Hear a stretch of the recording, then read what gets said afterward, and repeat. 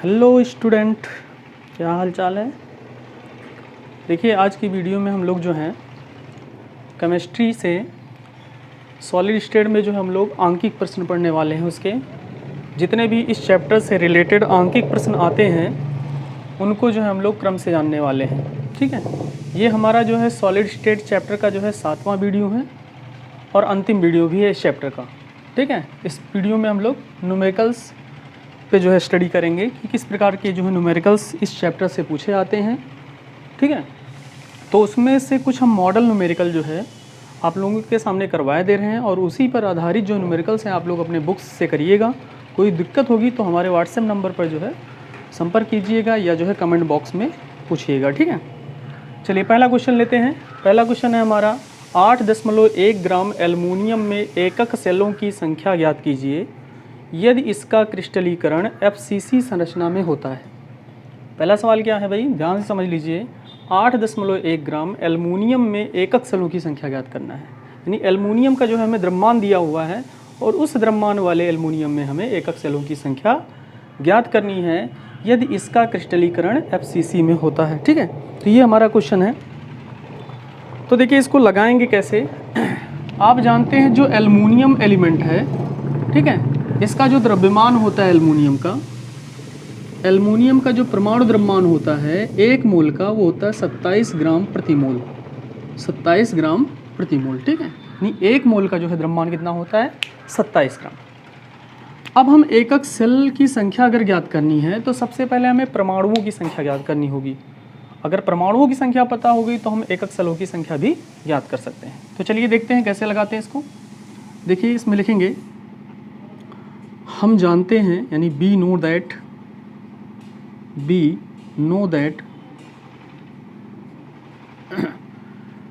27 ग्राम 1 मोल aluminium का क्या होता है द्रव्यमान होता है, इसीलिए 27 ग्राम लिख रहे हैं। ब्रैकेट में आप लोग 1 मोल भी लिख सकते हैं। 1 मोल Al में परमाणुओं की संख्या आप लोग कक्षा 11 में मोल कॉन्सेप्ट पढ़े होंगे, वहाँ पर बताया गया होगा कि किसी भी पदार्थ के 1 मोल में कणों की संख्या अवोगाड्रो संख्या के बराबर होती है। अब यहाँ पर जो हमारा कण है वो परमाणु के रूप में है, तो परमाणुओं की संख्या किसके बराबर हो जाएगी 1 मोल के लिए अवोगाड्रो संख्या यानी 6.023 गुणे 10 के पावर 23 परमाणु होंगे इसमें। किसमें 1 मोल में, यानी 27 ग्राम में। अब हमसे पूछ रहा है 8.1 ग्राम में, तो इसलिए 8.1 ग्राम यहाँ पर चूंकि लगा दीजिए यहाँ पर, इसलिए 8.1 ग्राम एल्युमिनियम में परमाणुओं की संख्या कितनी हो जाएगी भाई 6.023 गुणे 10 के पावर 23 गुणे 10 के पावर 23, और ये चीज़ आएगा कैची गुणे में होगा, यानी 8.1 बटे 27। ठीक है, इस तरह से हो जाए। अब यहाँ पर देखिए थोड़ा सा हल कर लीजिए इसको। यहाँ से अगर दशमलव हम हटाएंगे तो यहाँ 10 बढ़ जाएगा, 10 आ जाएगा। ठीक है, उसके बाद 27 से कम 27 एक बार में कटेगा, 27 से कम 27 और 27 तेइयाँ 81। ठीक है, इस तरह से कट गया।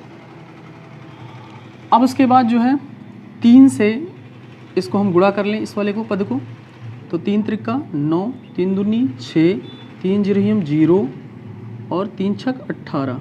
3 अंक बाद दशमलव लगाना है और बटे 10 हो जाएगा। ठीक है, 10 से भाग देंगे तो ये हमारा आंसर आएगा 1.8069। ठीक है, इतने परमाणु होंगे कितने ग्राम में, इतने परमाणु आएंगे हमारे कितने ग्राम में 8.1 ग्राम में। ठीक है, इतने परमाणु होंगे। इतना बढ़िया से आप समझ लीजिए। सबसे पहले हमने क्या किया, इस 27 ग्राम यानी 1 मोल में एल्युमिनियम परमाणु की संख्या कितनी होती है अवोगाड्रो संख्या के बराबर, तो 8.1 ग्राम में कितनी हो जाएगी इतने परमाणु के बराबर हो जाएंगे। ठीक है, अब इतना जब नोट कर लेंगे आप लोग, उसके बाद फिर आगे देखेंगे कैसे लगाएंगे इसको।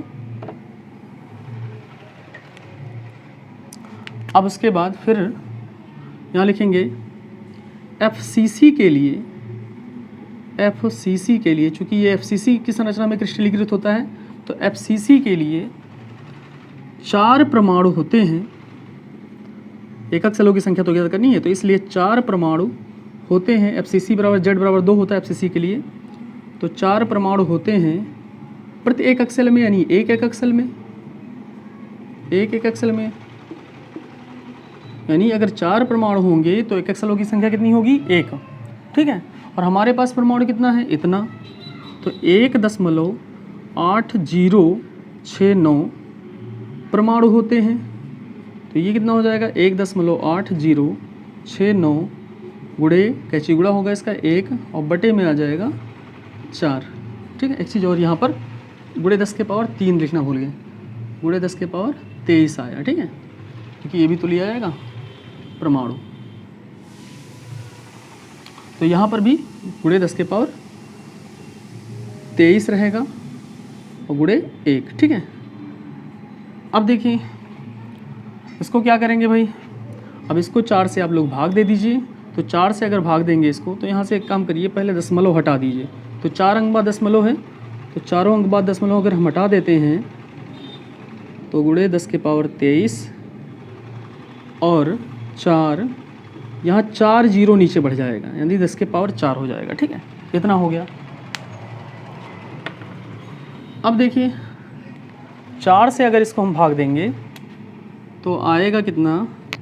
4 चौक 16, 6 16, 2 बचा 20 हो गया, 4 पंचे 20, फिर 4 एकम 4 और 29 हो गया, 4 सत्ते 28, दशमलव लगाएंगे, फिर जीरो बढ़ेगा, 4 दूनी 8, फिर वहाँ पर 2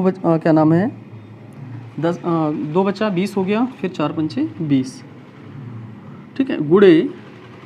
अब यहाँ पर 10 के पावर 4 माइनस में है, प्लस में है, ऊपर जाएगा माइनस में होगा, तो ये हो जाएगा गुणे 10 के पावर 23 गुणे 10 के पावर -4, ठीक। तो ये हो गया 4517.25 गुणे 10 के पावर, जब आधार समान हो तो घातें जुड़ या घट जाती हैं, ठीक है। तो 23 में से 4 जाएगा 19, प्लस में बचेगा, ठीक है। तो इस तरह से हमारा आंसर आ जाएगा इतना, ठीक है। यानी इतने जो है एकक सेल होंगे, या इसको और सरल कर सकते हैं हम, तो लिख सकते हैं 4 दशमलव, यानी 3 अंक तक और खिसकाएंगे तो 4.5, तो 3 अंक तक खिसकाएंगे तो 3 घात यहाँ पर बढ़ेगा, तो गुणे 10 के पावर 22, यानी इतने एकक सेल होंगे, इतने एकक सेल होंगे, ठीक है। ये हमारा आंसर हो जाएगा। ये तो ज्ञात करनी थी कि एकक सेलों की संख्या। तो इस प्रकार से जो है इतने एकक सेल आए कितने ग्राम में? 8.1 ग्राम में इतने एकक सेल आ गए। तो बहुत ही अच्छी तरह से जो है इसको समझकर फिर से जो है लगाइएगा। कोई दिक्कत होगी तो जो है बताइएगा हमें कमेंट सेक्शन में, ठीक है। अब जो है दूसरा सवाल हम लोग लेते हैं। दूसरा सवाल लेते हैं हम लोग। दूसरा सवाल है, यदि n प्लस की त्रिज्या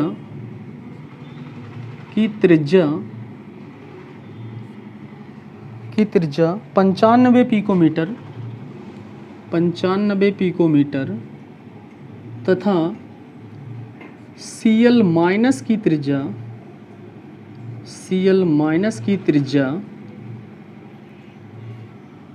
122 पिकोमीटर हो, तो एकक सेल में त्रिज्या अनुपात की गणना कीजिए। त्रिज्या अनुपात की गणना कीजिए।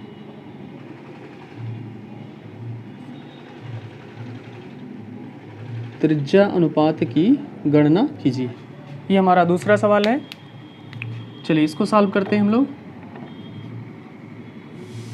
तो यहाँ पर देखिए धनायन यानी Na+ की त्रिज्या दी हुई है।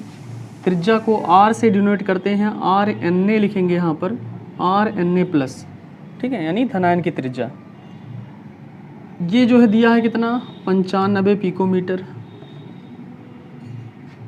और आर CL माइनस यानी आर मतलब त्रिज्या 122 पिकोमीटर दी हुई है। ठीक है, तो सूत्र हमारा होता है त्रिज्या अनुपात बराबर होता है R प्लस बटे R माइनस। ठीक है, यानी धनायन की त्रिज्या और ऋणायन की त्रिज्या। तो धनायन की त्रिज्या है 95 और ऋणायन की है 122। यानी इसको हल कर लेंगे आप लोग, हमारा आंसर आ जाएगा। ठीक है, इसको सॉल्व कर लीजिएगा, आपका आंसर आ जाएगा। ठीक है, जो भी आंसर आएगा वो पिकोमीटर में आएगा। ठीक है, तो ये भी सवाल जो है ध्यान से समझिएगा और जो है इसको नोट कर लीजिएगा। हो सके तो इसका स्क्रीनशॉट भी ले लीजिएगा, उसके बाद नोट कर लीजिएगा कैसे भी करके। ठीक है, या वीडियो को पॉज करके जो है नोट कर लीजिएगा सवाल को और उसके बाद लगा लीजिएगा। चलिए अगला सवाल लेते हैं। अब अगला सवाल है हमारा एल्युमिनियम का क्रिस्टलीकरण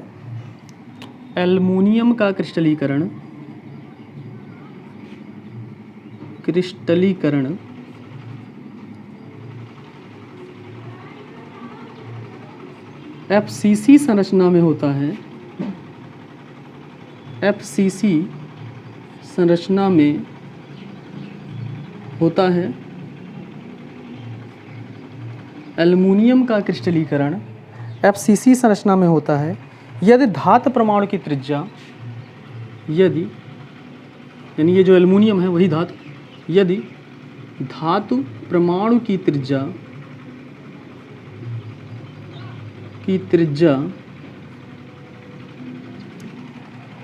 125 पिकोमीटर हो तो धातु के एकक सेल 125 पिकोमीटर हो तो धातु के एकक सेल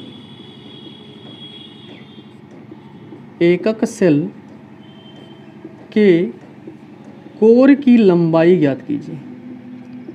एकक सेल के कोर की लंबाई ज्ञात कीजिए। कोर की लंबाई ज्ञात कीजिए। ठीक है, यहाँ पर फिर हम लोग हल करेंगे। सवाल को ध्यान से देख लीजिए। देखिए इस सवाल में जो है कोर की लंबाई पूछ रहा है। ठीक है, देखिए जैसे मान लीजिए ये कोई एक प्रकार से एकक सेल है, हमने कहा था घनीय होता है, इसे घन तो नहीं है लेकिन सपोज दैट इसको घन मान लीजिए अगर, तो इसमें 6 फलक हैं, 1 2 3 4 5 6 फलक हैं। और ये जो है इसकी ये कोर की लंबाई है, ये वाली और ये वाली जो है क्या है, कोर की लंबाई है। तो यही कोर की लंबाई जो हमें ज्ञात करनी है, इसकी त्रिज्या जो है दी हुई है। ठीक है, तो देखिए FCC के लिए पहले लिख लीजिए दिया क्या क्या है। तो दिया है धातु परमाणु की त्रिज्या यानी R बराबर 125 पिकोमीटर और ये बराबर ज्ञात करना है, यानी कोर की लंबाई ज्ञात करनी है। ठीक है, फिर नीचे लिखिएगा FCC के लिए यानी फलक केंद्रित क्रिस्टल के लिए फार्मूला क्या होता है, R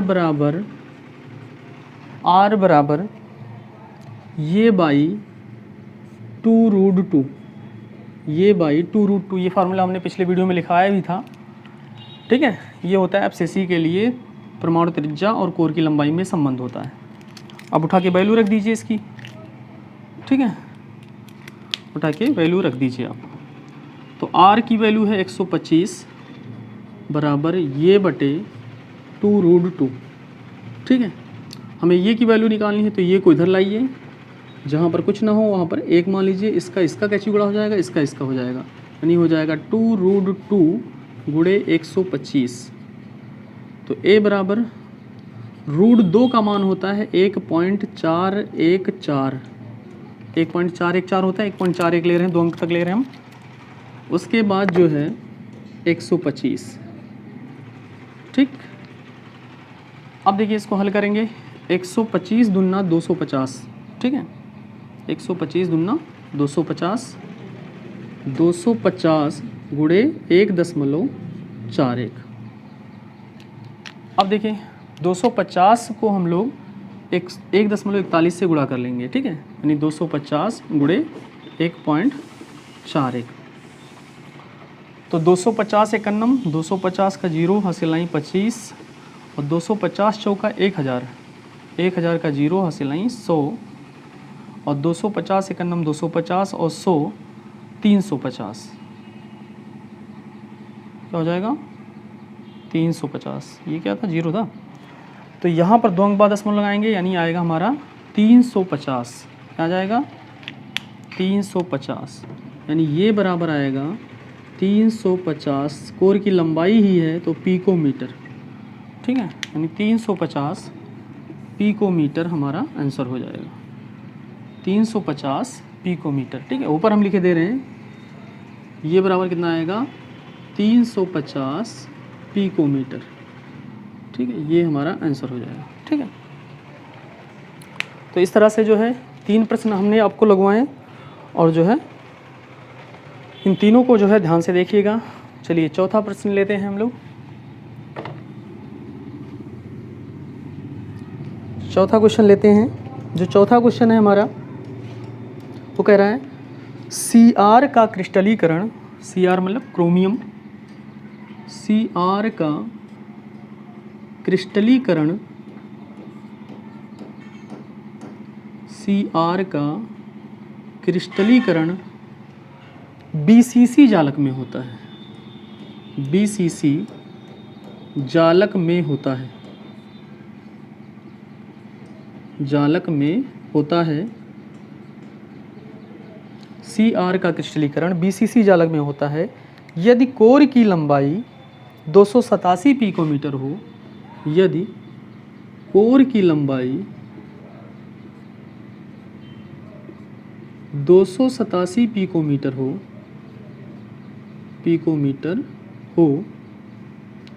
तो Cr की, तो Cr यानी क्रोमियम की परमाणु त्रिज्या ज्ञात कीजिए, परमाणु त्रिज्या ज्ञात कीजिए। तो ये सवाल है हमारा।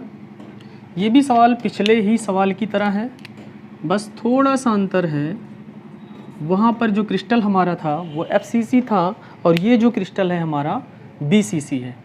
तो BCC के लिए जो है फार्मूला होता है, कोर की लंबाई और परमाणु त्रिज्या में जो संबंध होता है वो क्या होता है, R बराबर √3a/4। यही तो होता है, पिछले वीडियो में ये भी हमने फार्मूला बताया था।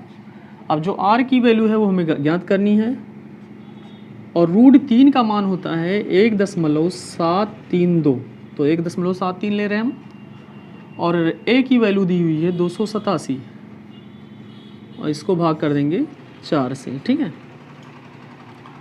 तो चलिए 4 से भाग करते हैं हम।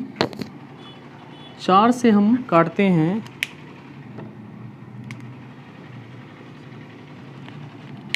287 को भाग देते हैं तो 4 एकन्नम 4, 4 सत्ते 28, ठीक है। उसके बाद जीरो बढ़ा देंगे यहाँ पर, फिर 4 एकन्नम 4 सत्ते 28 और यहाँ पर बचा क्या, 7 बचा, तो 4 एकन्नम 4, 3 बचा 30 हो गया, 4 सत्ते 28, 2 बचा 20 हो गया, 4 पंचे 20, यानी 71.75 आ गया। अब 71.75 को हम लोग जो है 1.73 से गुणा कर लें, ठीक है। 1.73 से आप गुणा कर लीजिए, जो आंसर आ जाएगा वही आपका जो है पिकोमीटर में होगा, वही आंसर आप लोग पिकोमीटर में रख दीजिएगा, ठीक है। कैलकुलेशन आप लोग कर लीजिएगा, ठीक है। हम यहाँ पर नहीं कर रहे हैं, बहुत टाइम लग जाएगा, वीडियो बहुत लंबा खिंच जाएगा। तो ये काम जो है आप लोग इंटर में पहुँच गए हैं तो इतना कर ही सकते हैं कि किससे गुणा कराने पर कितना होगा या भाग देने पर क्या होगा, ये कैलकुलेशन आप कर लीजिए, ठीक है। और कैलकुलेशन मोबाइल से मत किया करिए, नहीं तो यही आदत जो है आपकी पड़ी रह जाएगी एग्ज़ाम में, तो दिक्कत होगी वहाँ पर। कैलकुलेशन आप स्वतः करिए, चाहे जितना लंबा काटना पीटना पड़े, ठीक है, जिससे एक्सरसाइज होगा और अनुभव हो जाएगा, ठीक है, क्वेश्चन को सॉल्व करते समय कि किसका कैलकुलेशन क्या आने वाला है। चलिए अगला सवाल लेते हैं हम। अगला सवाल है एक तत्व का घनत्व, एक तत्व का घनत्व, एक तत्व का घनत्व, घनत्व 11.2 ग्राम प्रति सेंटीमीटर क्यूब है तो है, तथा यह एफसीसी जालक बनाता है, तथा यह एफसीसी जालक बनाता है, तथा यह एफसीसी जालक बनाता है, एफसीसी जालक बनाता है यदि इसके यानी तत्व के इसके एकक सेल के कोर की लंबाई 4 × 10⁻⁸ सेंटीमीटर हो तो तत्व का परमाणु द्रव्यमान ज्ञात कीजिए। तो तत्व का परमाणु द्रव्यमान ज्ञात कीजिए, परमाणु द्रव्यमान ज्ञात कीजिए। ठीक है, बहुत हलवा प्रश्न है, आसान क्वेश्चन है। देखिए कैसे लगाते हैं। सबसे पहला काम जो दिया है उसको हम लिख लेते हैं। तो दिया क्या क्या है भाई, दिया है घनत्व। तो घनत्व को हमने पिछले वीडियो में बताया था कि रो से निरूपित करते हैं। रो बराबर है 11.2 ग्राम प्रति सेंटीमीटर क्यूब। ठीक है, तथा एफसीसी जालक बना रहा है तो एफसीसी के लिए जेड बराबर हो जाता है, बताइएगा भाई, एफसीसी के लिए जेड बराबर हो जाता है 4। उसके बाद जो है सेल के कोर की लंबाई ये बराबर दिया है 4 × 10⁻⁸ सेंटीमीटर, और हमसे परमाणु द्रव्यमान यानी जेड पूछ रहा है, यम पूछ रहा है। अब आप बताइए कोई ऐसा सूत्र आपको पता है जिसमें ये चीज़ यूज होते हो, यानी ये सिंबल यूज होते हैं। तो याद होगा आपको, मैंने कल जो है एक सूत्र बताया था घनत्व से रिलेटेड, उसमें बताया था जो सूत्र होता है हमारा वो होता है रो बराबर जेड इंटू एम अपान ये क्यूब इंटू एन ए। यहाँ पर एन ए क्या है, नंबर ऑफ एवोगाड्रो। ठीक है, यानी एवोगाड्रो संख्या। अब कुछ नहीं करना है, आपको वैल्यू रख देनी है। रो की वैल्यू है 11.2, जेड की वैल्यू है 4 क्यों हो गई, क्योंकि एफसीसी जालक है। एम की वैल्यू हमें निकालनी है, ये की वैल्यू है 4 × 10⁻⁻8 का होल क्यूब हो जाएगा, और गुणे एवोगाड्रो संख्या की वैल्यू होती है 6.023 × 10⁻23। ठीक है, 6.023 × 10⁻23। ठीक है, ध्यान से लिखिएगा इसको। अब देखिए इसको हल कर लीजिए। इधर कुछ नहीं है तो इधर क्या मान लीजिए, 1 मान लीजिए। कैची गुणा मारिए तो हो जाएगा 4m बराबर 11.2 गुणे 4 × 10⁻⁻8 का होल क्यूब, और गुणे 6.023 × 10⁻23। ठीक है, चलिए तो m बराबर क्या हो जाएगा भाई, m बराबर हो जाएगा 11.2, और इसको भी हल करते जाइए। इसका क्यूब करेंगे तो 4 चौक 16 चौका 64, और 10⁻⁸ का क्यूब हो जाएगा 10⁻⁻24, क्योंकि गुणा में घाते जुड़ जाती है।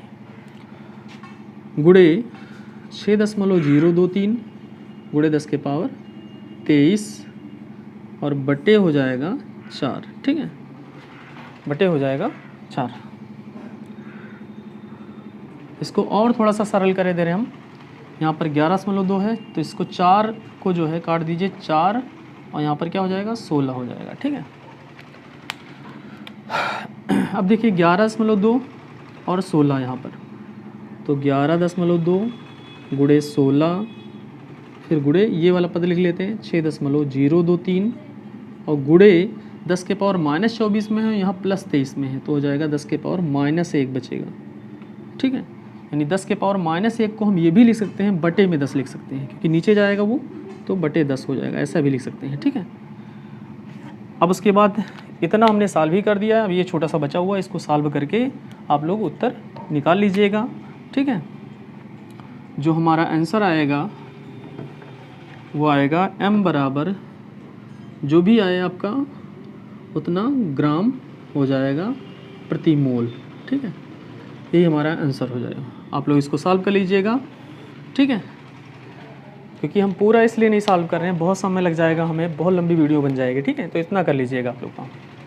चलिए अगला सवाल लेते हैं, अब इसको मिटा लें। आप लोग ध्यान से देख लीजिएगा वीडियो को पॉज करके।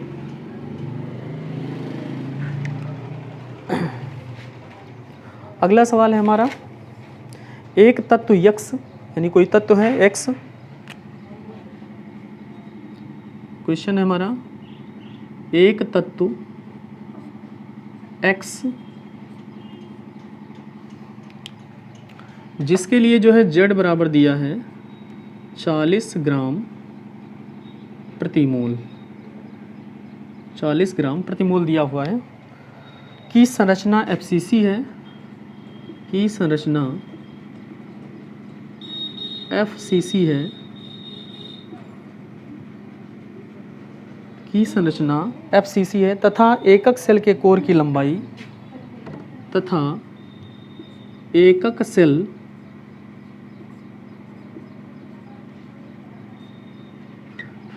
के कोर की लंबाई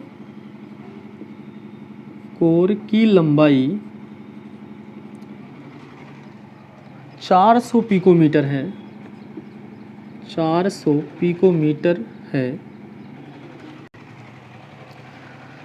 तो तत्व x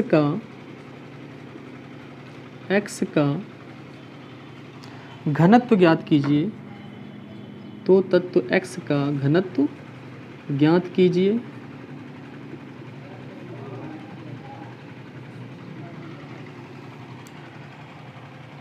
और 4 ग्राम तत्व x में एकक सेलों की संख्या ज्ञात कीजिए। एकक सेलों की संख्या ज्ञात कीजिए।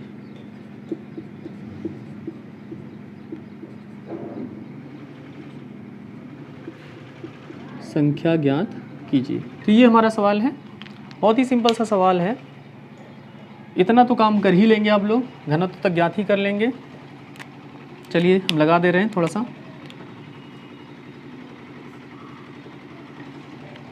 ठीक है, आप लोग लिख लीजिएगा क्या क्या दिया है। ठीक है, क्या निकालना है ये काम कर लीजिएगा। हम डायरेक्ट सूत्र लगाते हैं। सूत्र हमारा होता है रो बराबर z into m upon a cube into NA। ठीक है भैया, तो रो बराबर हो जाएगा, रो का मान निकालना है हमें, तो रो बराबर हो जाएगा z की वैल्यू दी है 40, m मतलब द्रव्यमान नहीं, z की वैल्यू जो है कितनी होती है FCC के लिए 4 होती है। m की वैल्यू दी हुई है, m मतलब परमाणु द्रव्यमान, ये m दिया हुआ है। ठीक है, m की वैल्यू दी हुई है 40, और a मतलब होता है कोर की लंबाई। कोर की लंबाई यहाँ पर पिकोमीटर में दी हुई है। और हमें जो घनत्व निकालते हैं हम लोग, उसका मात्रक हम लोग सामान्यतः घनत्व का लिखते हैं, रो का मात्रक ग्राम प्रति सेंटीमीटर क्यूब, ये लिखते हैं। तो इसको भी हम लोग सेंटीमीटर में बदल लें, पिकोमीटर को।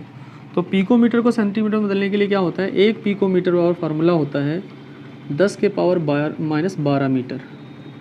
ठीक है, तो इसको सेंटीमीटर में बदल देंगे तो क्या हो जाएगा, 10 के पावर -12 मीटर को अगर 100 से गुणा कर दिया जाए, क्योंकि 1 मीटर बराबर होता है 100 सेंटीमीटर, तो 100 से अगर गुणा कर दें, 100 मतलब हो गया 10 के पावर 2, तो 1 पिकोमीटर में हो जाएगा 10 के पावर -10 सेंटीमीटर।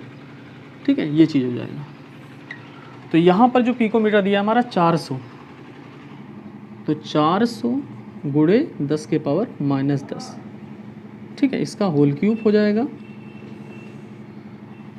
और गुणे क्या होता है 6.023 गुणे 10 के पावर 23। ठीक है, इसको आप लोग हल कर लीजिएगा। हमने हल करना बताया ही हुआ है, किस प्रकार से हल करते हैं।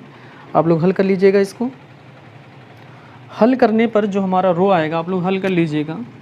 जो रो की वैल्यू आएगी वो आएगी 4.15 ग्राम प्रति सेंटीमीटर क्यूब। ठीक है, ये हमारा आंसर आएगा।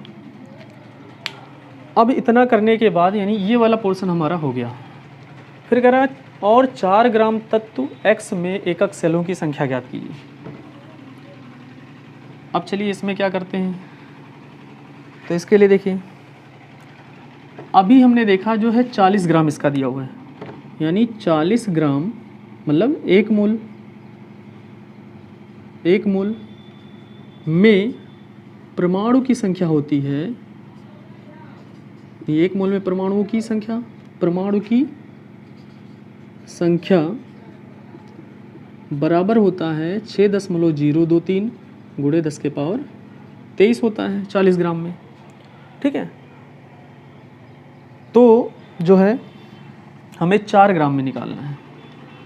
4 ग्राम में तो पूछ रहे हैं, तो 4 ग्राम में परमाणु की संख्या हो जाएगी 6.023 गुणे 10 के पावर 23। ठीक है, और इसका भी गुणा होगा गुणे 4/40, इतना हो जाएगा। तो 4 एकम 4, 4 दोहियम 40, 10 ऊपर जाएगा तो 10 के पावर -1 हो जाएगा, यानी बचेगा 6.023 गुणे 10 के पावर 22 परमाणु होंगे। ठीक है, इतने परमाणु होंगे। ठीक है, लेकिन अभी हमारा काम पूरा नहीं हुआ है। अभी हमें परमाणुओं की संख्या 4 ग्राम में पता हुई है। तो इसके बाद फिर क्या करेंगे हम लोग, अब इसके बाद फिर लिखेंगे हम लोग, हम जानते हैं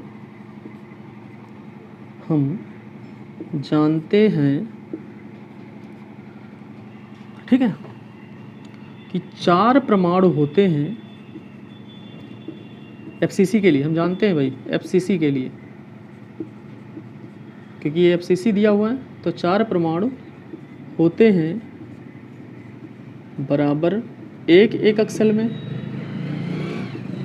तो कितने परमाणु में हमें निकालना है 6.023 गुणे 10 के पावर 23 में निकालना है, यानी इतने परमाणु होंगे कितने एकक सेल में, तो 6.023 गुणे 10 के पावर 23 नहीं है 22 में निकालना था, हमारा 22 आया था, तो 22/4। ठीक है, इसको हल कर लीजिएगा। ठीक है, तो 4 से भाग देंगे, वही हमारा एकक सेल आ जाएगा। ठीक है, तो इस प्रकार से हमने लगभग 5-6 प्रश्न कवर किए और इसी से रिलेटेड ही क्वेश्चन रहते हैं, इसी से संबंधित ही क्वेश्चन रहते हैं, इसी प्रकार के ही क्वेश्चन रहते हैं, कोई दूसरे प्रकार के नहीं रहते हैं। अगर इन क्वेश्चनों को जो है आप लोग लगाना ठीक प्रकार से जान गए तो हमें नहीं लगता कि जो है आपको कोई दिक्कत होने वाली है। ठीक है, प्रश्नावली में अगर फिर भी कोई दिक्कत हो, कहीं पर भी दिक्कत हो, तो जो है हमें ज़रूर बताइएगा। और आज की वीडियो आप लोगों को कैसी लगी ये कमेंट बॉक्स में ज़रूर बताया करिए। ठीक है, और वीडियो को लाइक ज़रूर कर दिया करिए। धन्यवाद।